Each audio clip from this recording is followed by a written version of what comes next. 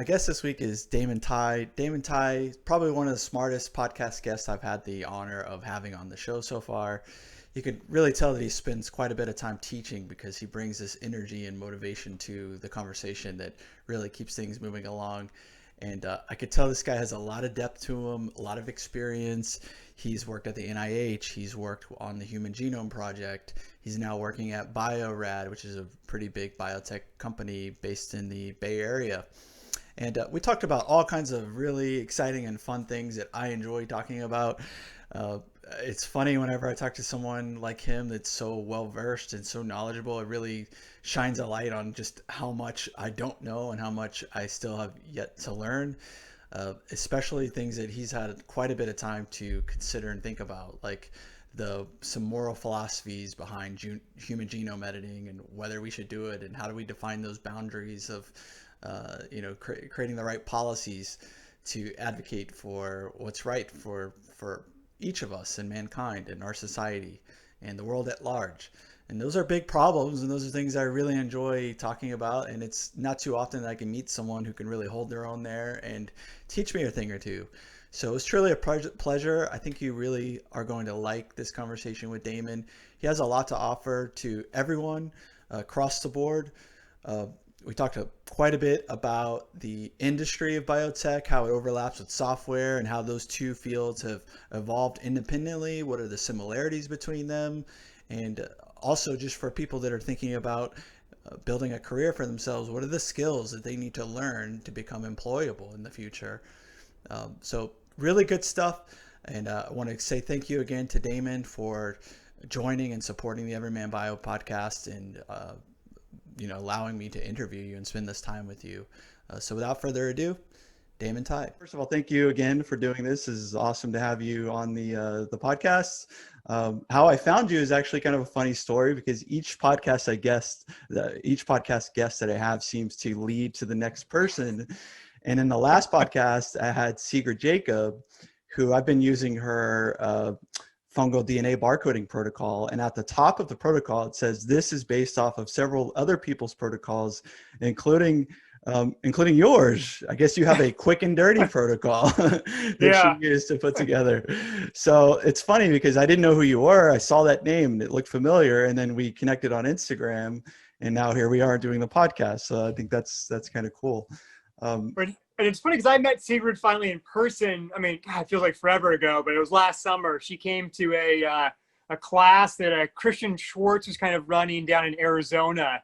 And I'd never, I think I'd run across her on Instagram once and seen some of her stuff and was like, oh, cool. And then when I got to meet her there, I was just like, oh my God, like this person knows so much about this niche that I know nothing about. Like it's such a cool experience just to get a deep dive, with people like that occasionally. She's awesome. Yeah, it seems to be kind of like a small group of people that are very well connected. And that's one of the things that I love about the mushroom and community, the mushroom growing community or mycological community, is everyone's so supportive and helpful to each other. And there's a lot of smart people, but not a lot of egos, just people trying to educate each other. And everybody has their own specialty that they like to go really deep into, which is kind of neat. Yeah. And coming from biotech, I like that because I'm seeing the DIY aspect in a way that you see it with biotech too, but it's like almost like at a whole other performance level with mycology because this has been the de facto for so long. But there isn't a traditional lab you could go to and like do your work. It's like, if I'm going to do it, I'm going to have to like improvise at home and come up with how to grow these things on my own. Oh, that's interesting. So you're saying it's always kind of been like that. There's always been sort of a DIY element to mycology? I feel so, yeah. Obviously there's some academic, versions of mycology, but most of it tends to be very kind of plant pathology based. It's like you rarely see a mycology department. You're usually in like, botany, and then you're like the people that study the things that are killing your plants. Okay. So a lot of the academic techniques seem to kind of funnel out of those labs. And then people that are actually trying to grow, at scale and stuff, like things they want to eat, etc. It seems like very DIY for the most part. That makes a lot of sense to me. I noticed that there's a lot of people that are interested in getting an education in mycology once the bug hits them and they start getting some experience. I've had a couple of younger folks who are interested in like getting out of high school and going and studying like mushrooms specifically. But and I've talked about this before, there really aren't a lot of programs in mycology. They're definitely not in undergrad. And even in the graduate level, the angle seems to be, mycology is sort of adjacent to other disciplines. As you were sort of saying, the plant biology or plant pathology angle, and then there's the medical angle as well, which is identifying like fungal infections and things of that nature. So that's interesting. But so maybe you could just tell us a little bit about your background, because I think you have a really interesting arc and story to, not only your biology experience and education, but how that path has taken you to where you are now. Okay. I'm actually going to give you like the pitch I give to high school kids, just so that way you get like the full big arc, and that way you can splice up however you want.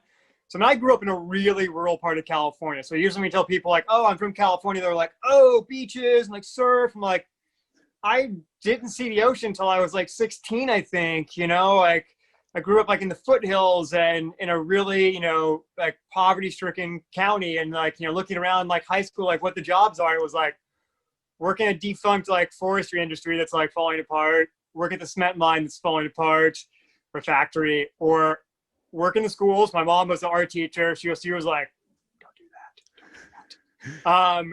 Or work in medicine. And so I was like, I think out of all of those, medicine, all right. And so I kind of went on that track, like in like high school, trying to get myself geared up to go to college to go into medicine. And I was lucky that my high school had what was known as like ROP at the time, regional occupational, like kind of career and tech ed. So I actually worked for a surgeon my senior year every day before school started, which was awesome because I got to learn all this, like, and see all this stuff. Like I can't imagine that anybody ever letting a high school kid touch anymore. But then I realized like I liked the medicine stuff in that it's applied scientific knowledge to do community good, but hospitals just creep me the hell out. And like, it's not a place I want to spend time. And even like the clinical setting, I was like, this is all right, but I just don't, like, it's not like my comfort spot. So I went to college. It was kind of like, all right, I still want to do this like applied science. Where the hell do I go? And, biotechnology was starting to kind of take off at that point where it was visible, I'd say, to the public more. And so I kind of started angling a little bit that direction, and then got myself an internship at the National Institute of Health during the summer, and was working on chromatin remodeling proteins. And I was kind of like, oh, this is kind of cool, because you get that science, you get that applied stuff, and then the applied stuff you do, it's not like being a doctor where you're like a really high-end technician. Like you're only going to help the people you specifically see and touch in your life. As a scientist, those things that you have like a breakthrough on, like that helps people that you'll never meet. And people get effort out of that even when you're gone. So I kind of like readjusted what I was doing, ended up kind of going more this primary science research route, ended up teaching high school for a year after college as a way to kind of give back to the community that gave me a bunch of grants. And that was up in Portland, Oregon. And then I basically dropped back down to the Bay Area and was like, how do I get involved in biotech? I have no clue. Like just apply everywhere, right? And I luckily like landed a job like at the Joint Genome Institute in Walnut Creek, which was working on the human genome of the project. And I was just like, I mean, this is it. Like this is what I was dreaming about. Like, when I was a junior in college, was like working on DNA sequencing. And so I ended up being at the Joint Genome Institute for just under a decade. And so worked on the human genome project there. And like, that sounds sexy, right? But like any big project, unless you've got like degrees and pedigrees, like nobody's business, you're just a cog, right? And so, I mean, I literally came in and like the first job was coming in, just like running agarose gels for like 8 hours. And then because we were so swamped, it was usually like 12 hours because they'd pay you overtime to just like be able to process more, because we were doing 24/7 at that time. And so we eventually finished the human genome project. And it's kind of cool because like that technology is like stuff that's like accessible to like high schools now.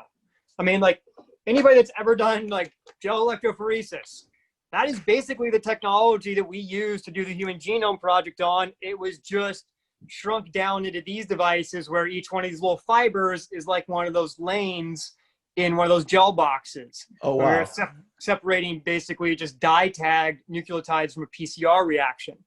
And so we just had basically a bunch of these things just running 24/7, and then just people just trying to make libraries and feed these things. And then around like 2004, when Genome was published, and these other technologies started to show up, I could see there's like there's gonna be this dynamic shift taking place.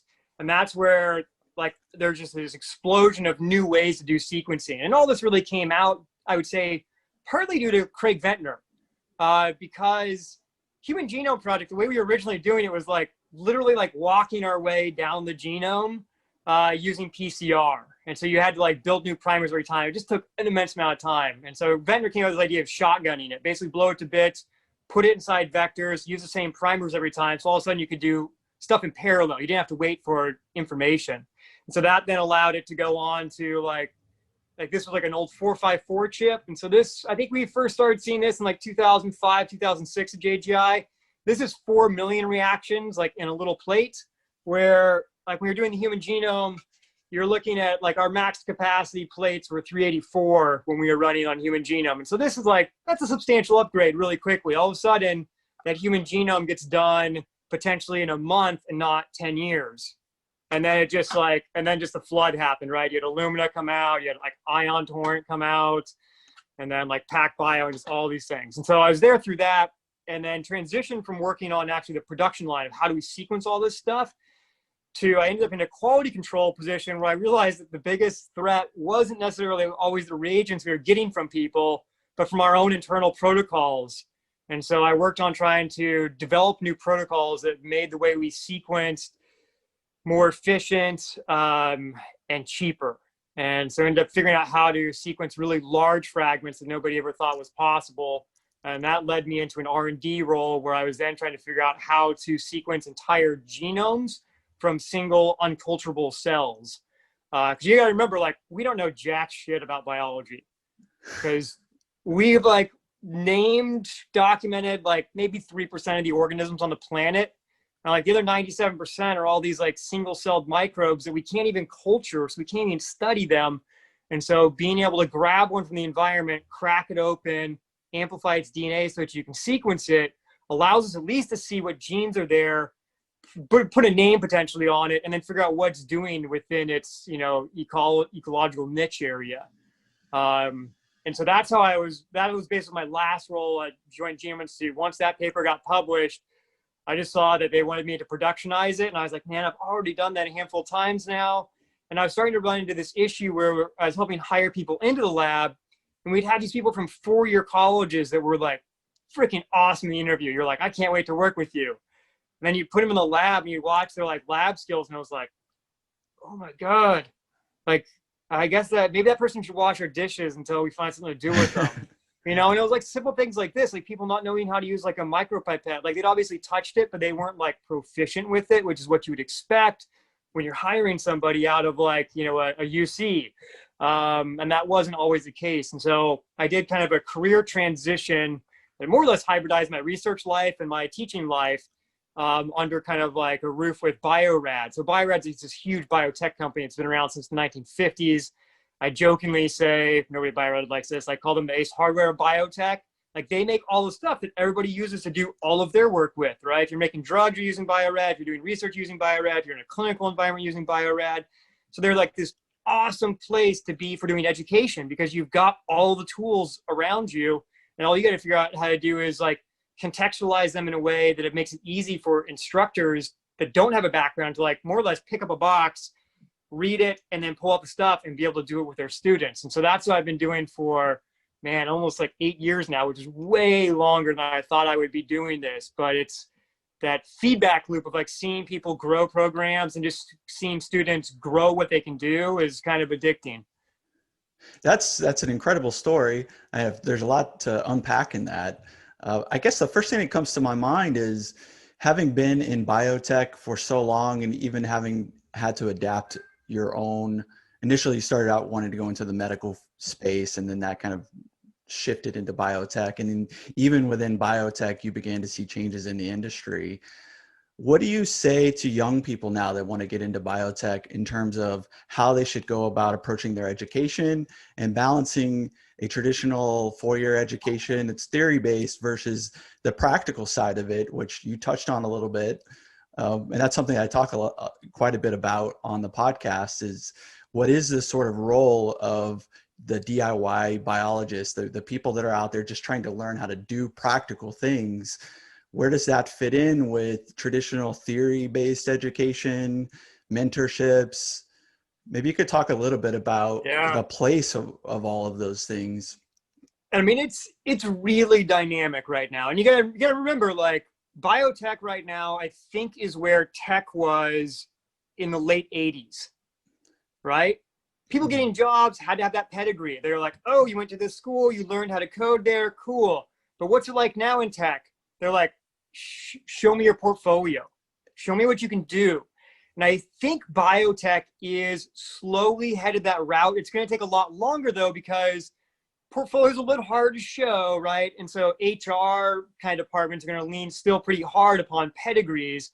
But I think the general trend is you'll see companies that are asking more for show me your skill set versus show me your pedigree. The pedigree will probably still open the door for you a bit, right? But then it's going to be like, what can you do? And I'm starting to see this with some of these more kind of like startup biotechs in the Bay Area, where they're a lot more focused on, do you have a skill set that fits exactly what I'm doing? Oh, your pedigree's nice, but like, can you ferment this type of stuff for me and produce this product? And so I definitely kind of see it going down that direction. And then COVID's put a whole new spin on this, right? Because it's like, say you're imagining, like my sister, like going to a CSU next fall. I'm like, if they're not in person, why even bother? Yeah. Like, there's literally no reason to, especially for those first 2 years, right? All that you should just pick up at like the cheapest place you can get it, because it's going to be online and your experience is probably going to be just as good just because you're getting that attention, right? And that's what it comes down to. And so that's why I think the really big things are focusing on finding a good mentor and finding places that you can practice your hands-on skills. And so, I mean, a lot of the high school kids I work with that like show me if they're really interested in this field, one of the first things I do is like, let me find a hackerspace for you that's in your community. That's where you should be spending a lot of your downtime, because that's actually where you're going to learn your skills. And that's going to be the stuff that, like, you know, you come in for an interview and you're like, oh, let me show you how to do this. And you do it in front of people and they're like, oh, okay, that person's really different. Yeah, we do want them.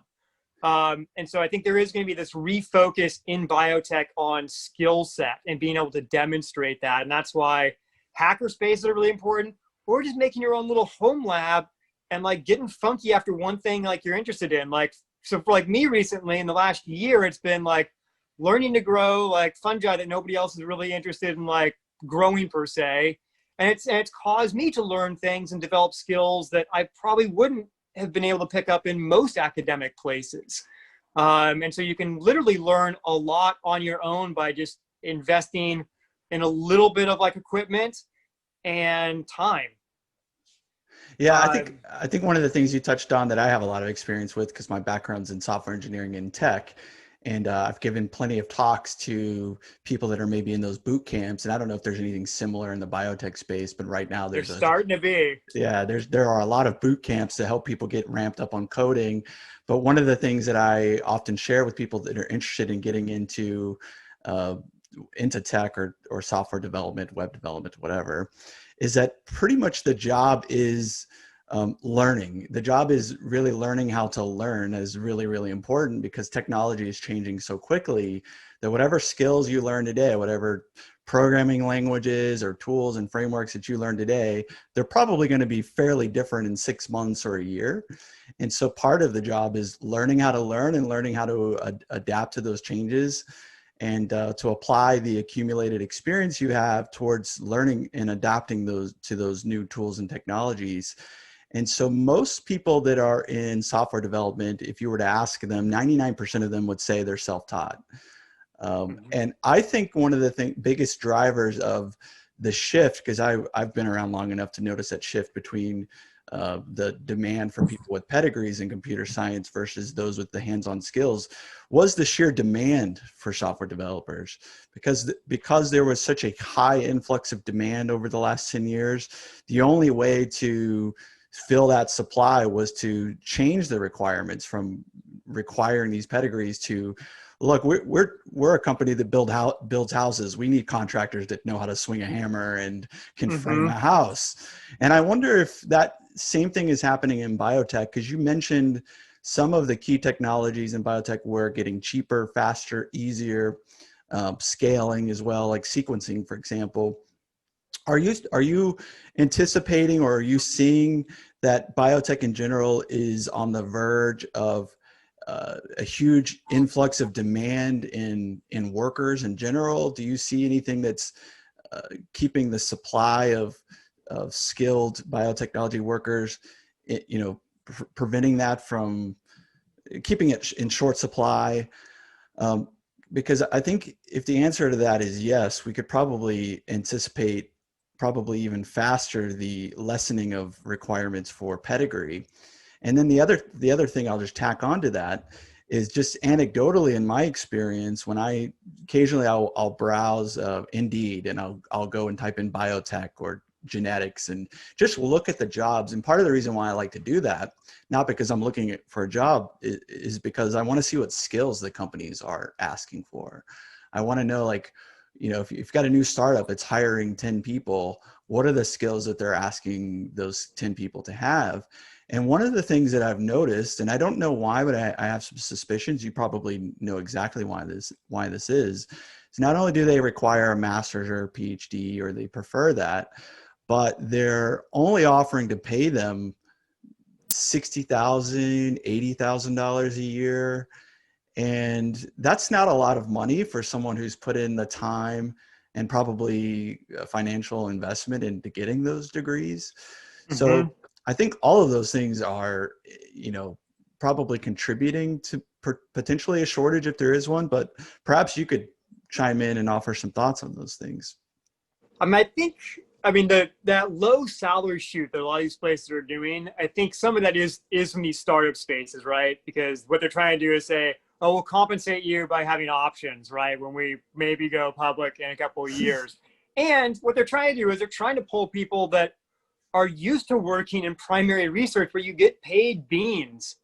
Mm. I mean, when I worked on the Human Genome Project, I'm looking around like, people I graduated with that are like baristas and they're making like as much as I am, but I'm like putting like, a very different brain at, my activity.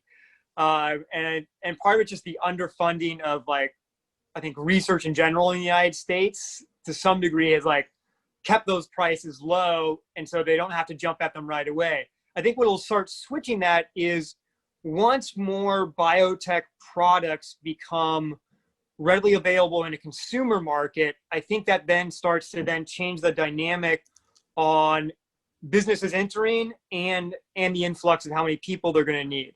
But the other side of it too is it's like, depending upon what you're trying to produce, you might not need a ton of people to run, a couple fermenters in order to make a specific product, but you will have to have people that understand all those other kind of business pieces, software people that also have a biology background. And so that's where I'm always curious about that, is those people that get picked up, how many of them also have some sort of formal pedigree in biology and then software engineering or, an MBA, because that's also this like really interesting part of biotech that nobody really talks about. Everybody's always like, tell me about the person that's going to hold the pipette. And it's like, they're probably 20 to 30% of that business. And the other 70, 80 are people that understand the biology, but are having to do radically different tasks than bench science. That's another Yeah, I don't trend know. that's another trend that I'm seeing, where software is sort of eating the world. It's also making its headway into biotech as well. I've noticed that there's a lot of startups, biotech startups now, that are now applying machine learning to do that exploration out of just a large amount of genomic data that's now available that can be analyzed to do drug discovery. I'm also seeing some startups that are focused on biotech. I don't know if this is a phrase, but biotech as a service, where if you're a small biotech company, you can just write some code and send your experiment data to this company, and they'll do it for you quickly. And then you can use their API to get the results back, so that you don't even need, as a biotech company, to even have a bench where you're doing manual, you have these huge automated Amazon warehouses of machines that are running your experiments for you at scale. And have you seen that? Yeah, I have seen that. And I mean, it will grow. In fact, there was a really interesting company out of EverymanBio, which is like this biotech startup that exists in the UK and then also in SF. And I went to one of their pitch nights maybe like 4 years ago, and they had this really interesting company that was basically building exactly that idealized like Amazon platform. You were like, I want, I want a yeast with these, genes in it. And then this was basically like a programmed T-can robot that would go through and then do all the molecular manipulation for you. And they got it to work for like, doing some RFP and GFP stuff. But then I think they just, I think their capital ran out. It's a great idea. I think it will eventually circle back, because a lot of this, especially when you talk about modifying organisms, it can be automated, especially now that CRISPR is here, it can definitely be automated. And so it does make that like future prospect a little more murky, because it's like, well, how many of these jobs that used to be somebody with one of these hanging out at a lab bench really need to exist? And what is it that those people are going to do now, those bench scientists, right? And what it tends to be is they're exploring now other edges. And everybody wants to talk about genomics because genomics is the closest thing we have to tech in biotech, right? It's code. And all we're doing is like ciphering it and then hopefully learning to code with it. And so it's really easy to kind of see those parallels, but ultimately it's really myopic, I think, in the general public's view of what's going on in biotech. Because code gets you so far, but you got to be able to take that code now and actually get a protein product out of it, or be able to grow something you want. And this is where a lot of that gray space is, where we're going to need workers that have developed skill sets around this that I think aren't getting taught, because it's that whole singularity university problem that you just talked about, which is the job you're going to get in 4 years, that technology doesn't even exist yet. So how do you get yourself ready for it? And within biotech, I think it's, you can distill a lot of biotech down to probably like 5 or 6 like key techniques. And if you have mastery of those, you will then be able to re-educate yourself on whatever direction the market goes, in the next year or two. And so I think, that's what I usually try to do with the high school teachers, is get them focused on those key techniques and not worry about that leading edge right now, because that leading edge might die, it might grow. We just don't know. Are you recommending to the high school kids that they should incorporate learning some software development as part of their curriculum of learning? It seems like it's a wise move, because I know in the software industry, there are people that have maybe a couple of months of experience, but they have that portfolio. They have the ability to come in on day one and say, look at what I built. This is what I can build. No, I don't have I don't have a decade of accumulated experience. I don't know all the pitfalls of building scalable architectures and things of that nature, but they could build stuff, which as a startup, that's the most important thing you need from day one. You need some people to come in and actually move some code and push it and build the thing. It doesn't have to be perfect. You don't have to worry a whole lot about scaling in the beginning, because you're not very big to begin with. And there are people that are making 6 figures with just a few months of experience. And I know quite a few of them. Well, especially you're near the Bay Area, that's especially true. And my advice over the years for people that want to get into software development is, learn some general software development, best practices, and there's algorithms and things you should learn that just make you a good generalist. But where the money is in the specialization. So by and large, my career has been specialized in fintech, financial technologies, banking, things of that nature. But there's an opportunity for people that are interested in biology to pick up software development, but specialize in biology-related software development. So I've got a question. If I'm not sure how long you were in fintech. Were you there early enough that you could see what's going on like biotech now, which is like people that came from the core industry were slowly like picking up these tools, and then at some point they're like, oh, we should just really actually hire people that actually know these tools first and then hybridize them? Well, I'm old enough to kind of be in the industry long enough to where not everything was run by software. There were still a lot of people doing things in spreadsheets and databases that were run on local machines. And then and fintech wasn't even a phrase that had been coined. And I didn't necessarily set out to be like a fintech focused person. It just so happened that, like we all do, when you get a job somewhere, you take the lessons you've learned and the experience you've had, and you build on that, and you move on to the next company. So it made sense for me to, yeah, I worked at Intuit, for example, which is a big, like they make Okay, yeah. TurboTax, Quicken, and all of that stuff. So that made it much easier for me to leave there and move to another finance-based company because I had the software experience and I also worked for a big finance business-oriented company. So what happened was there was this huge influx of demand for software development because the industry began to recognize that in order to scale, in order to lower costs, operating costs within the company, that instead of running everything through spreadsheets where people were literally emailing these spreadsheets around to people in the company, hey, things like realizing, hey, we could build a cheap database where everybody can just go online and access this information. We don't have to worry about the spreadsheet. And that ends up being much more efficient. So overall, just what happened was there's an explosion of demand for software development. And you just can't meet that demand if what you're looking for are senior high-level software engineers with a PhD in computer science and 10 years of experience, because there's just not enough people. Even now, where there's people doing a boot camp and getting 2 months of experience and getting hired, there's still not enough demand. There's still not enough supply of software engineers, and that's why the salaries are so high. That's also why there's also a big push, though, and I think people in software development don't take it for granted that you're living through this period where you're getting paid extremely well, because that also provides an incentive for the private industry to automate out software development jobs. And that's coming. Machine learning will play a role in that. There's going to be a lot of things in machine learning, which is really a loaded word. People call it AI, people call it machine learning. It's really statistics. Like some of it is just lambda algebra and like stuff that's been around for a while that is just getting applied and put some marketing spin's been put on it so that investors go crazy and give the startups a bunch of money. But the high demand for software engineers, the low supply of them, is driving the prices of software development really, really high up.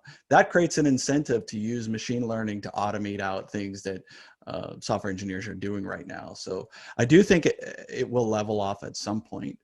I don't know if I forget exactly what your question was, but I would say. Yeah, I was asking about how it kind of like evolved over time, and I think you hit it, and I think this also feeds back into that price point question about why am I not seeing higher prices for these salaries for these biotech folks.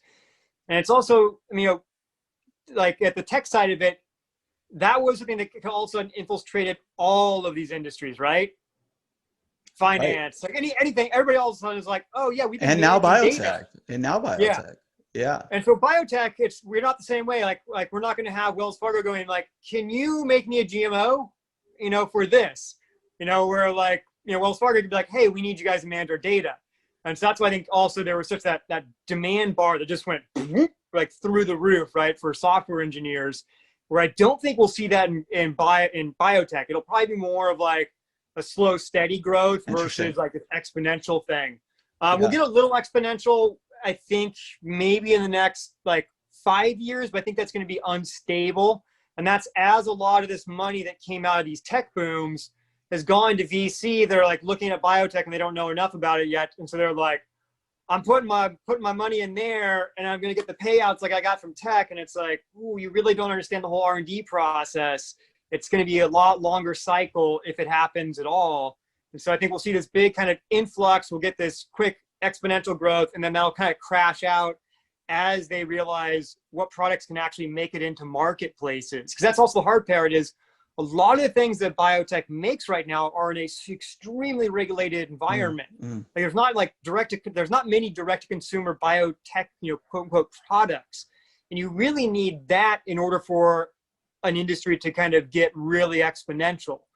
I'm running Otherwise, into the I'm running into the regulatory issue with my little startup that I'm trying to get going. It's a very complex field, it is. incredibly difficult, and that's an interesting topic in and of itself, because regulation is preventing in some ways the innovation, and it's preventing economic growth. Because think about all the people out there, like such as myself, that want to start a little biotech company. We now have to have someone that's an expert at legal counsel on board. That adds to the overall costs. Everything takes longer. Mm-hmm. That burden is preventing me from hitting the ground running. Oh, it's also the big thing is it's preventing VCs and investors from wanting to go whole hog into investing in the idea. Although in my conversation with VCs and investors is like, we love the idea. We love this story. We believe it's a great idea, but it's so heavily regulated. We don't have a lot of experience in investing in this space, and that makes us scared. So go figure that part of it out, and then we'll talk. Yeah.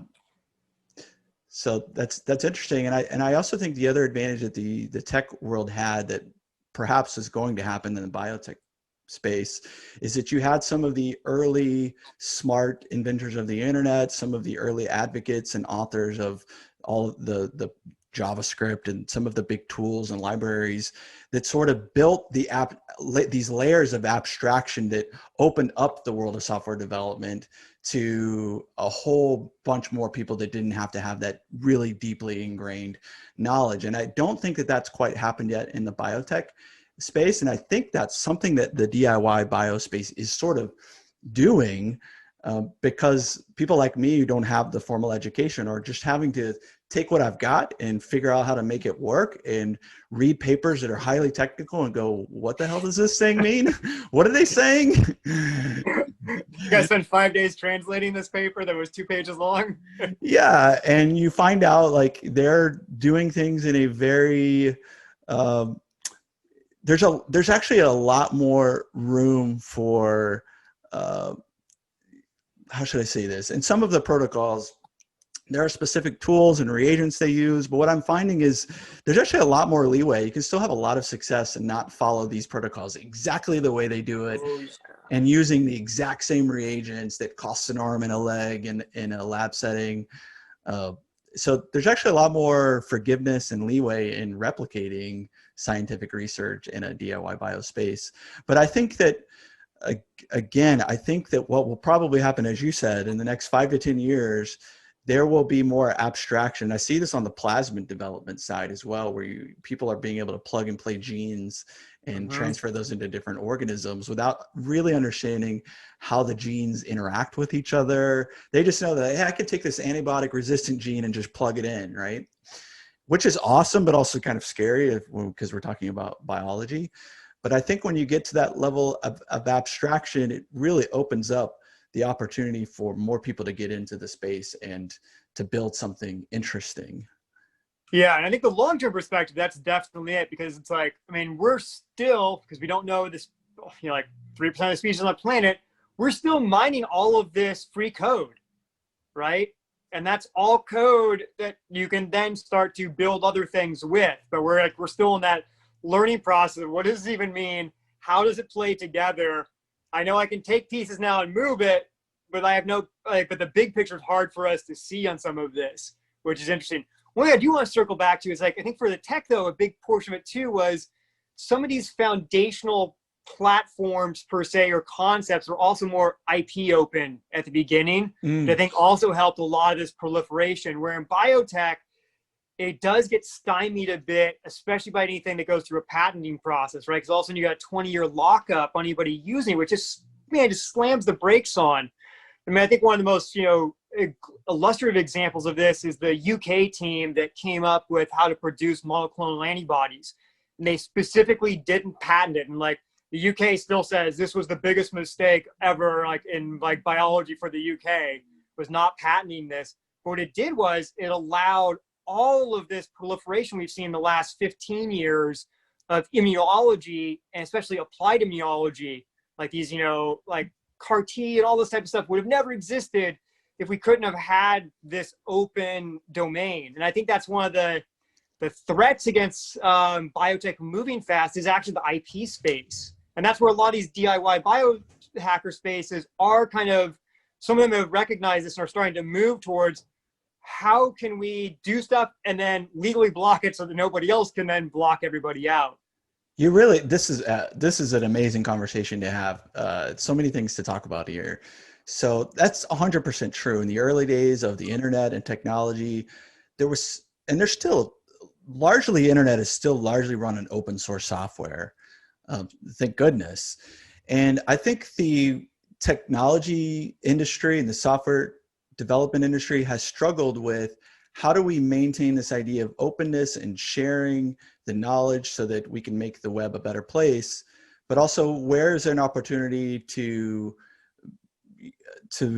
build a business? Where is it ethical? I don't know if ethical is the word, but where can we bring something proprietary, and when is it okay to make money from a venture? Because the reality is it takes investment dollars to do R&D research and to develop a lot of these technologies. The people that work on these things, the founders, all of the people they hire, they need to make money to live. And that money has to come from somewhere, presumably from selling a product. But before there's even a product, you rely on the investment community to help fund that. So I see a lot of DIY biologists struggle with this. And I've seen some on the spectrum of just sort of selling anything, anti-capitalist, I guess. I don't know if that's the best word to use for it. And then you have the people on the other end of the spectrum, which are creating these patents that are so broad. I've read some patents recently on yeast engineering where you're patenting the shoes you wear when you walk into the lab, or just like, not really that, but just so broad that it leaves no room for anyone to dance around that concept and maybe tweak it and innovate on it. And that's also not good either. So I think this is a struggle that takes place within biotech and within tech. And I actually think tech is now going to where it's more closed more and more. I think it's becoming less open and as a result of that, less innovative. I think we have a few companies that are really dominating technology, and that is stifling the internet experience. Really, I think we get so used to the way things are that it becomes hard for us to imagine the early days of the internet when there were new things popping up all the time. It was really a fun place. It's just not like that anymore, and very new in styles and like this, and like the conceptual framework, right? Like you'd log into stuff and you'd be like, wow, this is amazing. You'd log into something else and be like, this is crap. But that diversity was like really amazing, right? Because it allowed stuff to kind of grow. Where like now I feel like anything new that kind of like pops up, it's like, oh, this is just this with a slightly different turn on it. I'm not really seeing anything like, or gets bought up, is being dried up, or gets acquired by one of the 4 or 5 big tech companies. And the problem with that, and Peter Thiel and one of the Weinstein guys, they did a podcast and they talked a little bit about this, how there's you're in Silicon Valley, or you're pretty close to it, you're up in the Bay Area, that there's an intellectual there's a what's the word? There's a shortage of people with the intellectual ability to innovate, because you have 4 companies acquiring all of the intellectual talent and having them work on things like advertising.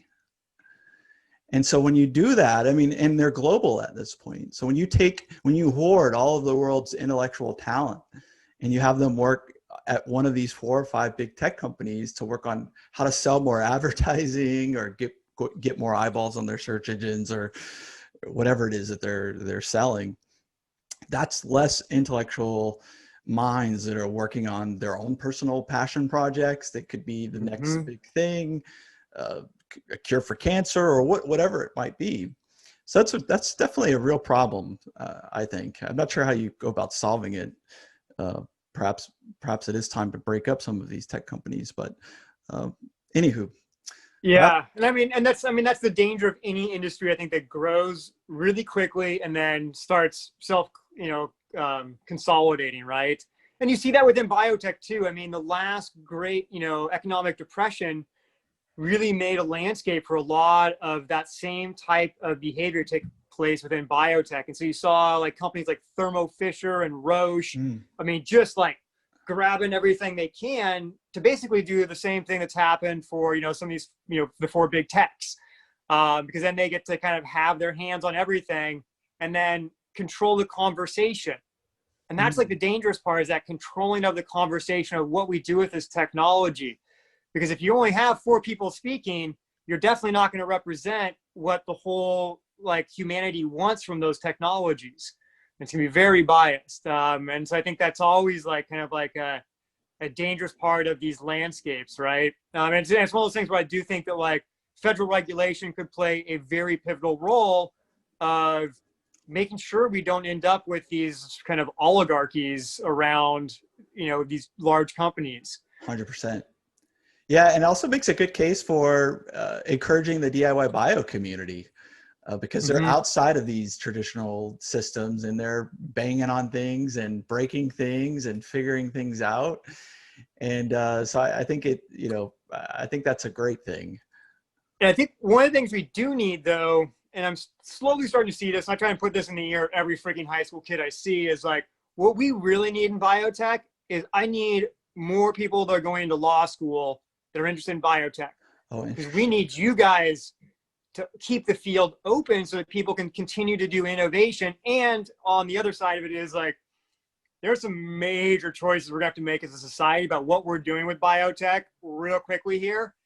And it's not gonna be a biotechnologist that makes those decisions. Like, we're like busy trying to figure out how to make it happen, but somebody's gonna have to be writing the policy about what do we do with these like literally life transforming technologies? Like, is it okay if I decide my kid's gonna live for 400 years? Because that's gonna have major economic, ecological impacts, all kinds of stuff. And that technology is like, I mean, it could be with like the generation beneath me, And it's like, I love that you brought that up. Having that conversation before we've already made the decisions of what we're, it's crazy. That is so true, because I think in the US, we tend to be quite conservative on really advanced biotech research, like genome editing, especially in humans. And rightly so. We want to be very cautious and slow about how we do those things. The trade-off with that is there are other people in the world that are not adapting that same mentality. And there's a real risk of letting these other bad actors really proliferate their technology in these areas, because, as you said, you could have another country where everyone can live 400 years and everyone in America is still living to be, 80 years, 100 years old. I mean, there's probably other more extreme examples to draw that. So it's a really interesting philosophical, moral, ethical field to explore, to figure out where those boundaries are and what are some underlying philosophical guidelines to follow, such that you don't stifle the innovation or the research, but you also proceed cautiously and carefully, and also realistically, given that, there's the rest of the world that we're competing with here in the US. Have you thought about that at all? Do you have any opinions about it? I would love to hear someone more thought about it more than I have. I mean, my first kind of kick in the pants about this when I was working at JGI, and we had the Beijing Genome Institute come visit us. And this is when we were working on the Human Genome Project still. And they were telling us about what they were working on.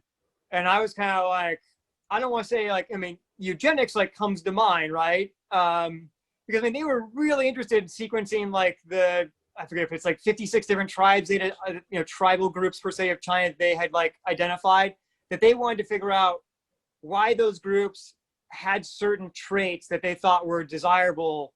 And like, well, the only reason you want to do that is because ultimately you want to have people with those desirable traits, right? Like, they're like, why are the Tibetans, why are they so good at high elevation? I wish my kid was like, great at like 5,000 meters and they could like, run marathons up there. And so it does make this really interesting landscape, because it's not just us, right? This is a global problem with global, radically different philosophies. I mean, you and me, both is based in California. We're coming out of this Greco-Westernized version of philosophy. Yeah. I mean, you drop over into China and they've got a completely different orientation of individuals to the state, to the family, everything, Absolutely. right? Yeah. And that's just the difference between these two countries, let alone all the radically different groups on the planet that will eventually get access to these types of technologies. And I mean, the best thing we could possibly be doing is having these international conversations about this at a high public level all the time. And that's not happening, which is dangerous. This is how you end up with nuclear bombs, but biotech versions of them. Right. Right. So you, I mean, I can ask you a lot of questions on this. So my understanding is part of what you've been teaching is a little bit about the developing a COVID vaccine. Well, yeah, I mean, so my role within Bio-Rad is actually to like teach high school teachers how to teach biotech. Okay. And so that's like, starts mainly at a technique-based level. And it's everything from like extracting their own DNA and taking it home like in a keepsake necklace up to doing DNA sequencing and then keeping them updated on all the things that are kind of going on in industry. So it's like, it's a whole wide swath, but yeah, that's just a relevant topic that sort of comes up as part of it. Right, because students are interested. So you're like, okay, I've got this hook. Let me talk to you then about genomics, about immunology. I see. These two things feed into it, right?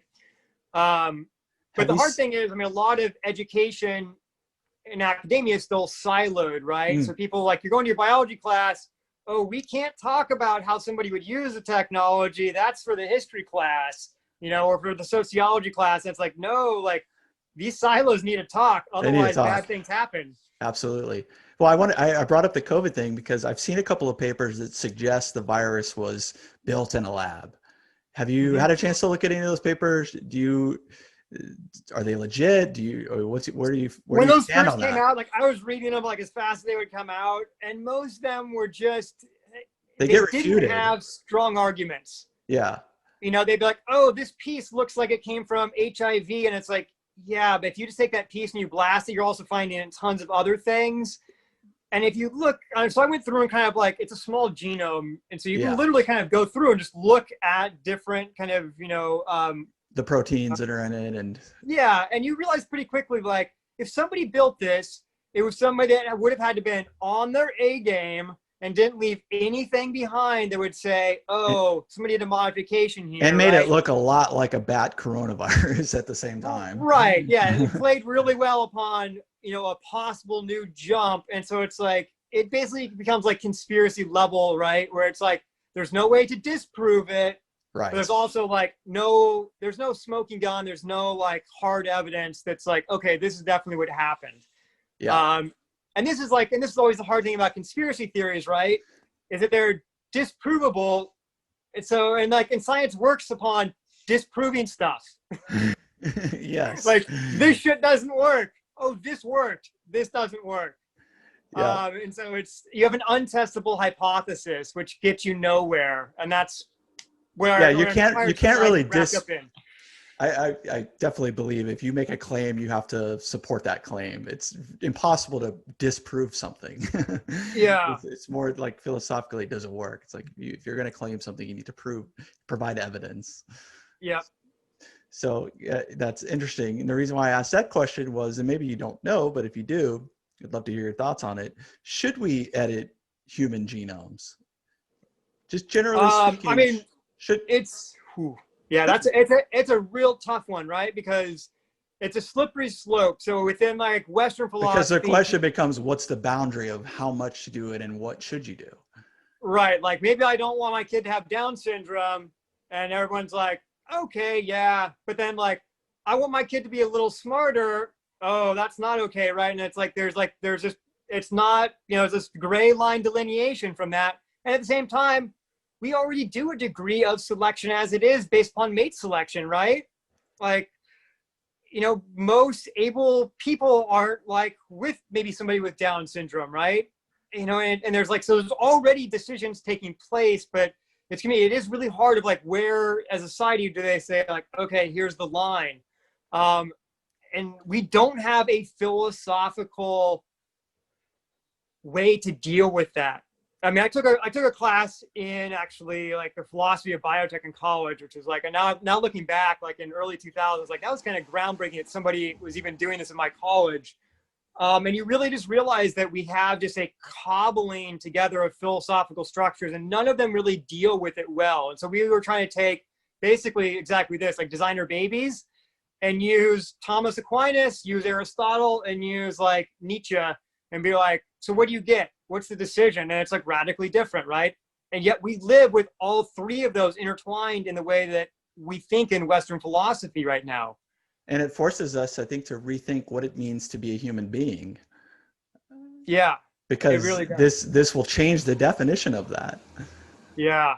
And so And that's maybe, something like the United States already struggles with due to like abortion stuff, right? We've already had this discussion, and we're obviously not good at having it at like a no, societal level. even at an intellectual, just like, let's just talk about the philosophical differences between them, we avoid it. Yeah. It's too highly charged. It's too difficult. But Yeah. And it's, this is going to have real world implications, because this isn't something that we just battle amongst ourselves. We now have, like you said, competing countries that will probably bring that problem to our front door sooner rather than later. yeah, I think that will probably be the case. And it's hard because I mean, everybody has a different even perception of where their self ends, right?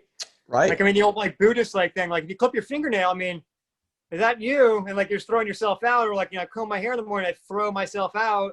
Like, where does me stop, right? And the next thing kind of begin. And it is a little more, it's a lot more fluid than a lot of kind of identity philosophy, like in Western societies think about.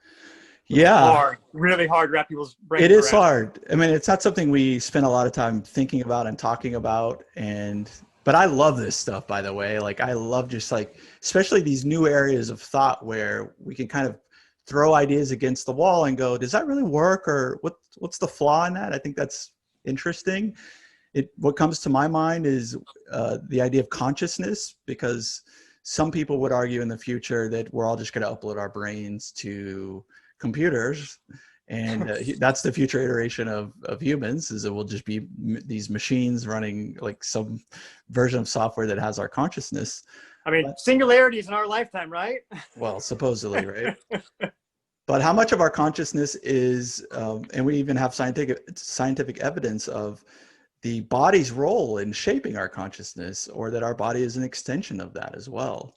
So if we remove that or we alter it in some way, that, I would say, philosophically also means that we change what it means to be us. It's interesting. Very yeah. And especially, I mean, this is something that, you know, Western philosophers have thought about for a long time in ways that I feel like that we've lost control or lost talking about at that consciousness level. So I mean, even like Descartes, in his like foundational piece where, you know, I think therefore I am gets, you know, pulled out of, and like everybody identifies with that. I mean, he has an entire chapter where he talks about talking to people that lost arms and how they still feel them. And he's like, well, what is this?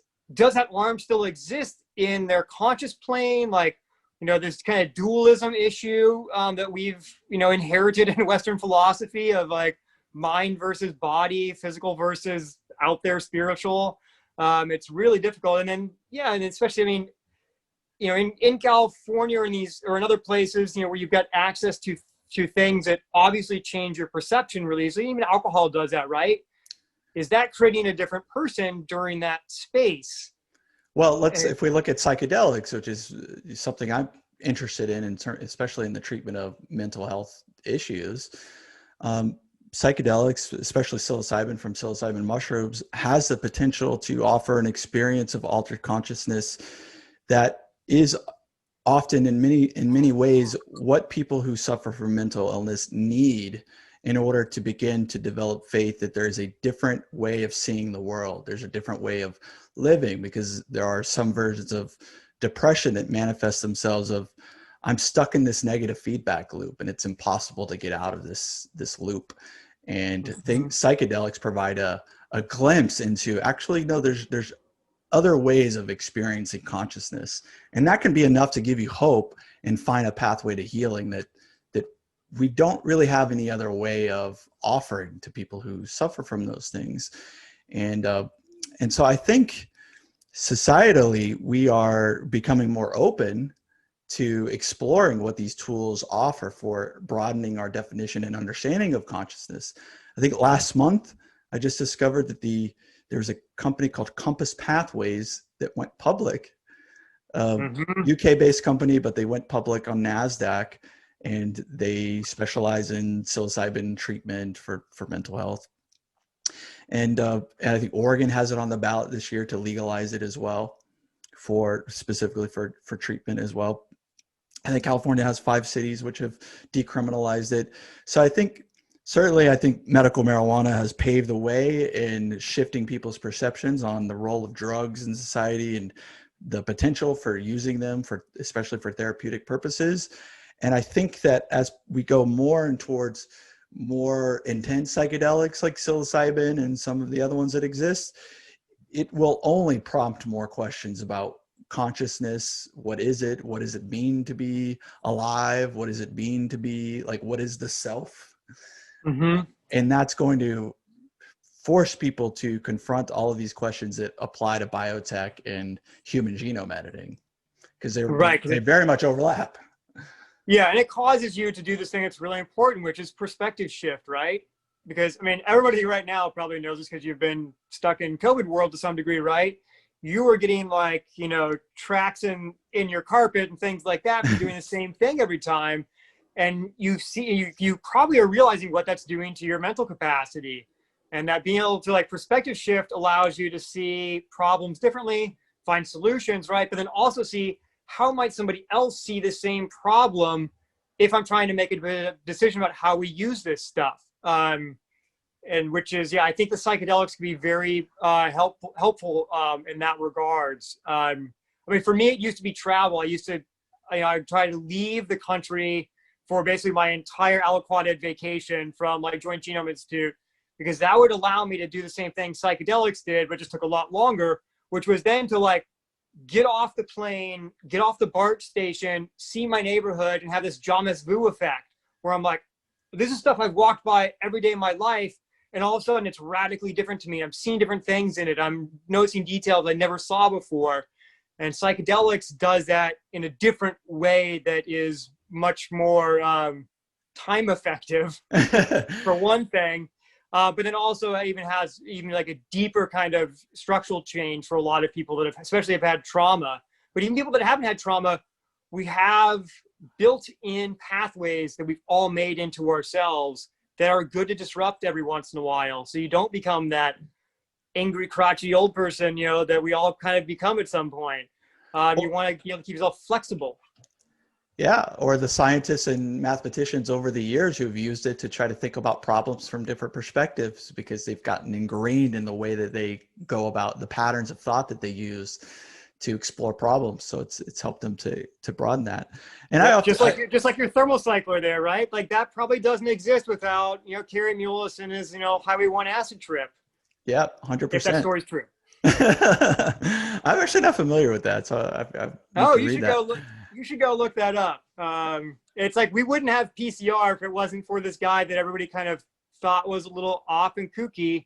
And he says that he came up with the idea for PCR like on a beach in Big Sur on an acid trip, because he'd broken up with his girlfriend, was having all these life decision changing things. And he basically came back and like knocked out this technology like in months. Wow. Which is unbelievable if you've ever worked on something like this before, to like come in and just be able to boom, boom, boom. Really interesting story, worth reading. Yeah, definitely. It's very fascinating. So just to kind of wrap this up, when you think about biotechnology, what gets you excited today? What are you excited about that's coming down the pipeline? I think the biggest excitements for me are in discovery, in understanding actually the biology of this planet. So that's kind of like the ecology looking side of it. And then there's the application looking side of it, is what are we going to do with these applications to maybe make what human societies are doing more sustainable? So I think the application of sustainable tech through biotech, and then also the learning more about what we really don't know about. And ultimately that points back at you, right? Because you're a biological entity. So the more we know about our biosphere and how things operate, the more we're actually going to know about ourselves. And so I think those are the two aspects that really that I'm excited about.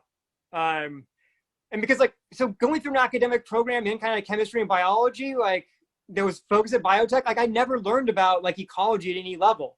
And so I've done that because of a tech platform like iNaturalist, where I'm a crack addict on there. I think I have 50,000 observations, because it makes you realize really quickly how much you don't know about even just the little organisms in your apartment, at the local park.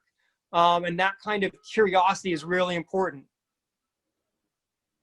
Very cool. I think I lost your video there. But hold on one second. I've got somebody trying to call in. Let me block it real quick.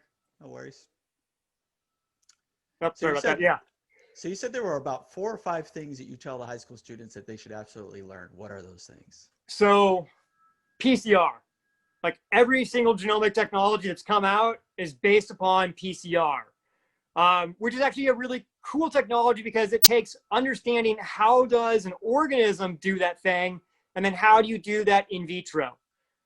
2, chromatography techniques. And this basically boils down to, how do I separate things based upon inherent things about that thing? I know that's a lot of things in there, but for me, my first experience with this was literally gold panning in the Sierra Nevadas, because that's where I grew up. I'm separating gold because it's heavier than everything else in the stream based upon shaking it in a pan. 3, aseptic technique, which is huge. And this is the easiest one to practice at home. I mean, literally, here's my practicing it at home. I have a Sterilite tub flipped upside down. I put on blocks. It's where I do all of my fungal work. You don't need fancy stuff to practice that one. 4 is actually coding.